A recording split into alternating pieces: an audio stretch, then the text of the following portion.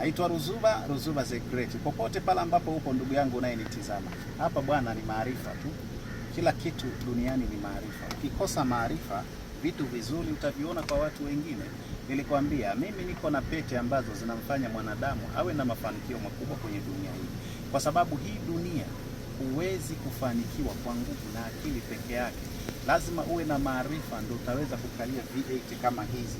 Lakini bila maarifa ndugu yangu unaweza ukawa na alfandi ukawa na wanataga machako ya nyani ile haria nayo ukajiona bosi kweli. Lakini mimi na ng'ombe zaidi ya 9,000. Sasa 9,000 nikiuza hata kwa milioni 1,800 nanunua hizi 2 au 3. Sasa wewe unayenitizama, ninapokueleza maarifa ya kutajirika unadharau. Unakuta watu wengi wanaodharau kucomment dharau, mimi wanaangalia tu, unakuta ana followers 5 ana followers 100, 200, 300. Mtu mwenye followers wengi hawezi kutukana. Mimi nazungumza maarifa ambayo yalitumika zamani na yanatumika mpaka leo. Ndio maana utajiri ni wa wachache, kwa maana una siri, lakini maskini wanafikiri utajiri ni wa wote. Lazima uwe na maarifa. Mwenyezi Mungu anasema nitakuonyesha mahali pa giza sirini, mahali kulikofichwa utajiri. Kasome kwenye Isaya, umefichwa sirini. Lakini watu leo hii hawasomi maarifa, wanasoma marumbano, wanabishana kati ya dini hii na dini hii.